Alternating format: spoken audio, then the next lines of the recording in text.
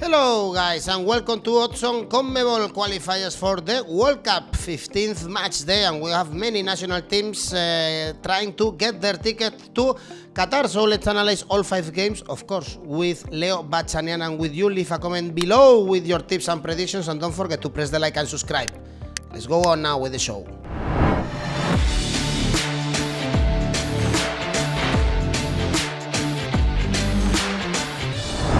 Fifteenth match day in the CONMEBOL, and we have an international break, of course, and we have Leo Bachanian to analyze with us this new match day. How are you, Leo? How are you? It's a pleasure to be again with you and with the South American World Cup qualifiers.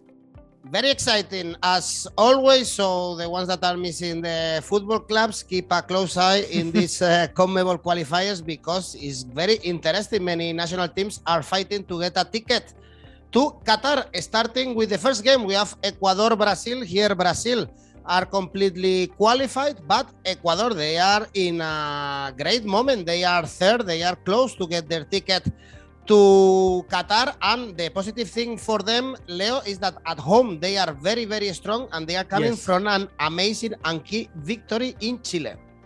Absolutely, Edu. Yes, I don't think so. To be honest, many Ecuadorians would have fought before their last match in Santiago against resurging Chile, that they will be hosting Brazil in Quito, knowing that the win against an already qualified Brazil will leave them so close to qualification to Qatar.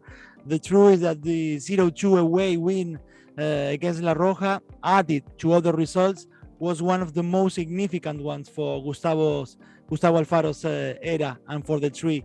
Even a draw will be celebrated in advance against Brazil.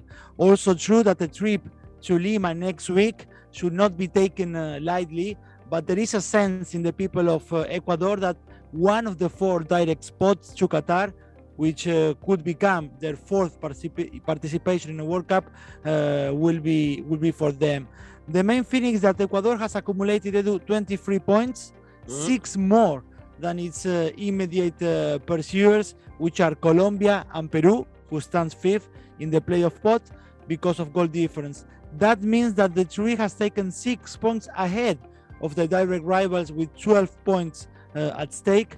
The equation is simple and indicates that unless a footballing catastrophe happens to the three, Gustavo Alfaro's players can start telling Edu, their family and friends, that they won't be available for a gathering or for dinner between the end of November and the beginning of December. The three has collected 10 out of the last 15 points at play. When you take into account some of the friendlies that they played recently, they are unbeaten in the last 5 matches. Also, they have won 5 out of 7 games played at home, these qualifiers, with 1 draw and losing 1 against Peru. They hold Brazil for a draw in the Copa America. So if on Thursday they pull something remotely similar, that will be magnificent for them. However, they haven't managed to get 3 points against Brazil in the last 5 encounters at home. Brazil, Edu, is clearly the favorite. The Verde Amarela has lost none of the last 23 away games. And when you have so much talent at your disposal, even to play in the altitude of Quito does not represent maybe a critical threat.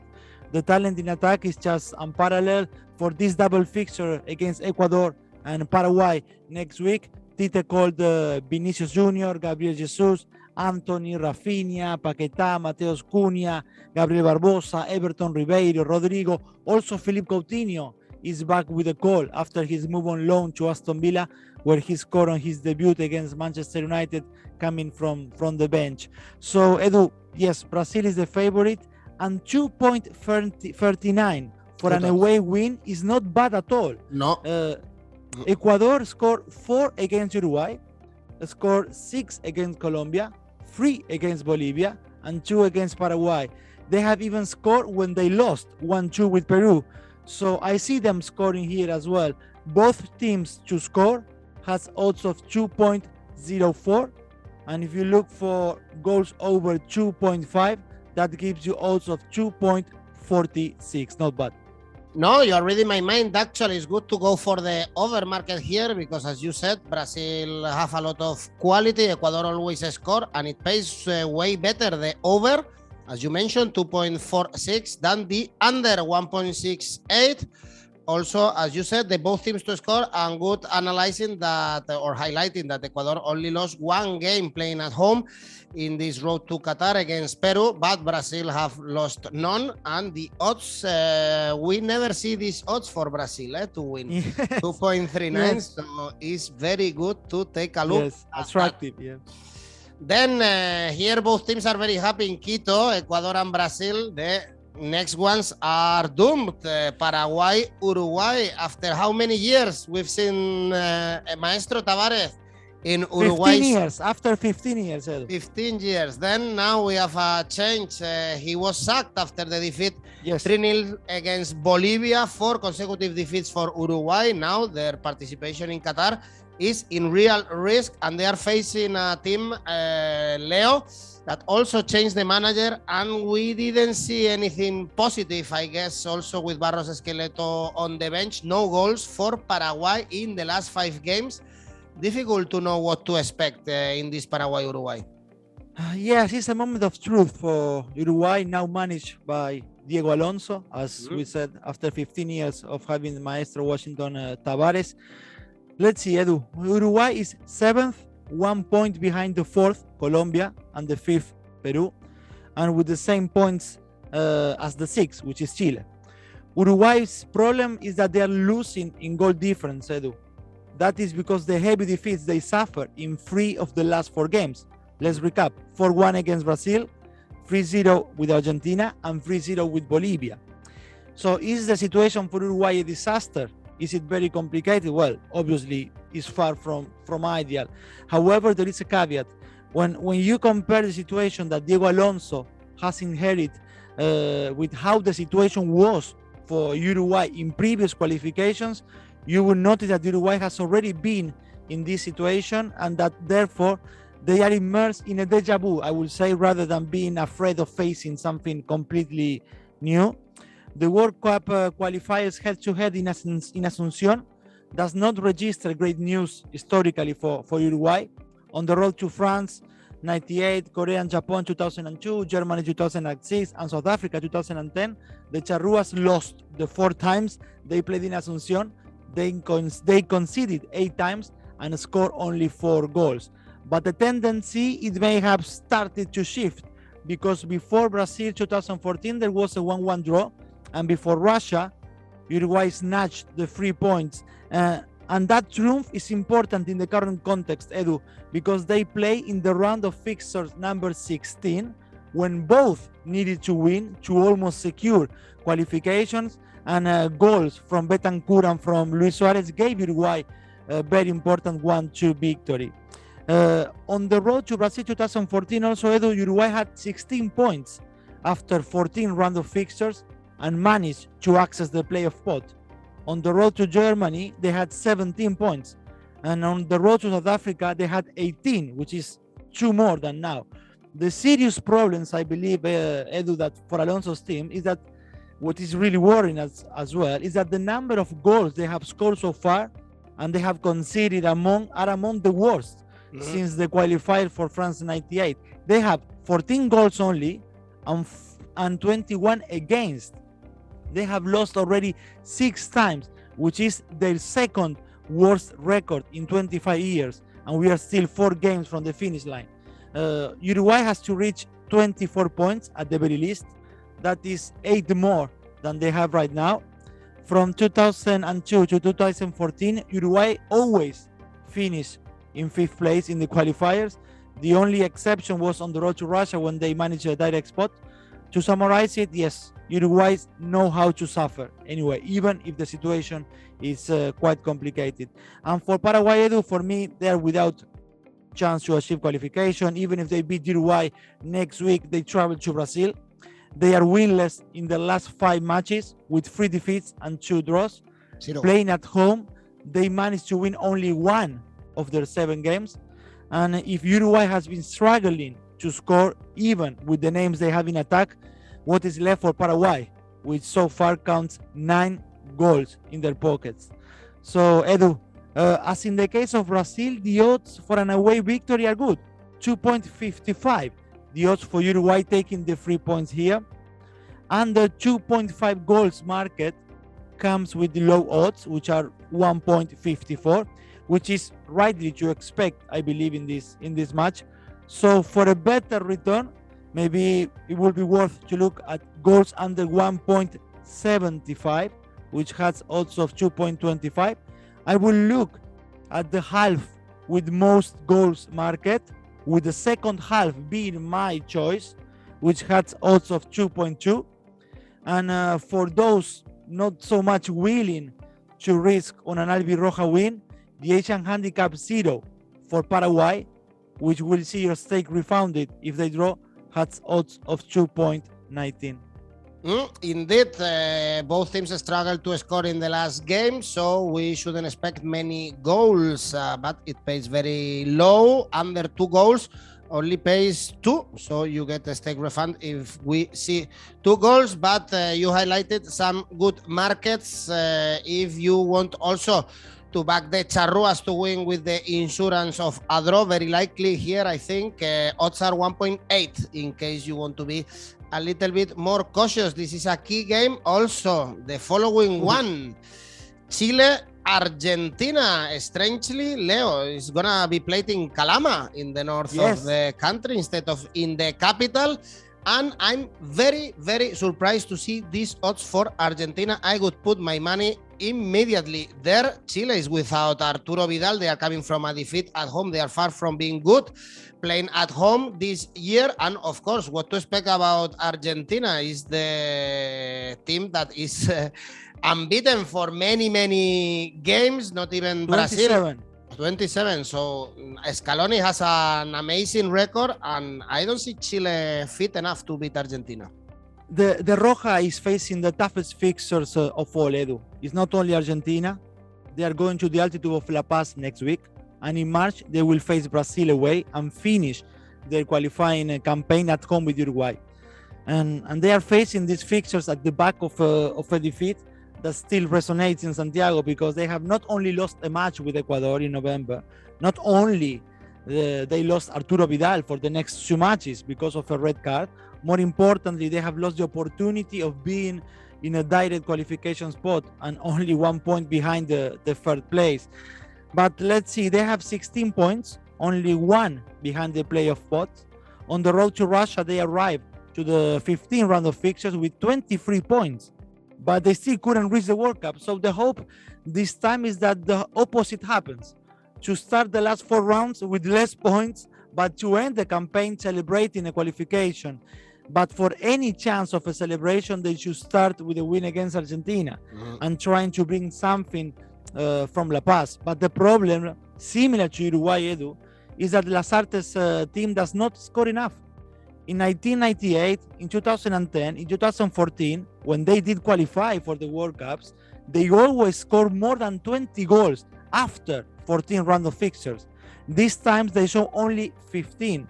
And to make things worse, they will face a team, Argentina, which have not conceded a goal in the last 6 qualifiers. The last one to pass Emiliano Martinez was Jefferson Sotelo in September, and that was with a penalty in the last minute. Also, the head-to-head in Chile does not show great results for La Roja. Since 1998, Argentina won 4 of the last times they faced each other on the road to a World Cup, the last 2 visits included. In the reverse fixture, the result was 1-1, which was also the same result as in the group stage in the last Copa America. Against the Albiceleste, they are moving, as you said, the game to the Atacama Desert, trying to see if the altitude of almost 2,000 meters could also play a role in their favor. It is the first time since 1989 that Chile moves a qualifying match from Santiago. But despite the head-to-head that I was telling you before, Edu, of course, the good news for Chile is the absence of Messi, which is not the only one in Argentina. Cristian Romero is out injured, and also those who are guaranteed a place in the starting 11, like Paredes, De Paul, or Lo Celso, are not having a great season neither, and they are not playing also many minutes like Lo Celso and Paredes, although he played the 90 minutes last night for PSG. This should be a good opportunity to see players like Emiliano Buendia or Alexis McAllister, who are both enjoying a good run in the Premier League. Also, the eyes will be focused on Julian Alvarez, the River Plate striker, who is getting closer to sign for Manchester City. Argentina will try to keep the record alive. As I said, they have gone 27 games without losing so far under Lionel Scaloni, the best streak in the world at the moment, and it's 4 games away from equaling Basile's record. So for a team like Argentina that kept 6 consecutive clean sheets, to have odds of 2.9 for adding another one is not bad at all. As Argentina also has almost always the tendency of scoring first. In this road to Qatar, only one time they haven't scored the first goal of the match. And for Friday's match, the Albiceleste to score first come with odds of 2.2. No bad. And an Asian handicap of minus 0.5 for Argentina has odds of 2.75, Edu. It's very good. The odds we have for Argentina, as we mentioned, the victory for the Albiceleste, 3.0. These are great odds. If you are a bit more cautious, Asian handicap 0, 2.12. So if there is a draw, you get your money back. I think we have great odds to back Argentina, especially because Chile always suffer without the strength and the power of Arturo Vidal. For sure, they will miss the soul and the warrior, of Chile in this clash with 2 countries that they had a history in common. And for sure, Argentina will want to beat Chile. Then the 4th game is Colombia-Peru. You mentioned how Chile struggled scoring. What to say about Colombia? 5 winless games without scoring. 4 of them were draws. The manager Rueda was heavily criticized in the last games because they were not even able to beat Paraguay. The good news is that, for instance, some strikers like Muriel finally is looking a bit better with Atalanta. But be careful, Leo, because Peru, they had a great last international break, beating Venezuela and Bolivia, and they are again in the road to Qatar, in the race to get a ticket to Qatar. Yes, this is what a nerve-wracking, I would say, encounter will be this one, Edu. It's one of those matches that when you watch it as an extra, you think, I'm so glad my team is not in that situation, and you can relax and watch the game. Let's see. Peru should add 6 of the 12 points in dispute, which means at least victories at home against Ecuador next week and against Paraguay, that in March. With this, Ricardo Gareca's team will reach 23 points, a tally that could allow them to be 5th if the trends of results for the other teams keep on coming the same way. But everything is so tight in this CONMEBOL qualifiers that on this round of fixtures, Peru could go from 5th to the 8th position in the table if results don't go their way. But there is a risk that Uruguay could take that place if they manage to improve their goal difference also, which now stands -5 for Peru and -7 for the Charrúa. So it's something as well they need to look at, the goal difference. Therefore, the great challenge for the Blanquirroja will be to get over those 23 points, basically forcing them to get something from their away fixture, started with Colombia on Thursday. A quick recap of what recent history tells Peru about their last 4 rivals. They haven't won in Colombia for 20 years. At home with Ecuador, they show 4 consecutive victories. Against Uruguay, they haven't won in Montevideo in the last 17 years. And against Paraguay, they have never lost in Lima for a World Cup qualifier. So kind of a mixed feelings there for the Peruvians. For the good or for the bad, the advantage for Peru is that they will face direct rivals for the 4th and the 5th spot. Before starting training this weekend with those players who started to arrive to Lima, Gareca had the opportunity to play 2 friendlies in the previous weeks against Jamaica and Panama, with the idea of seeing those who did not feature much lately. So there are still a few doubts about his team. Something shows that Gianluca Lapadula, despite the fact that he has not played an official match for his Italian side Benevento since December 15 because of a dispute with the board of directors. Is going to start because he's the best striker that Gareca has nowadays at his disposal. When it comes to Colombia, there are 5 games without being able, as you said, win or score, although 2 of those games were against Brazil. The concrete thing is that in the last 3 home games, they have not passed 0-0 against Brazil, Ecuador, and Paraguay.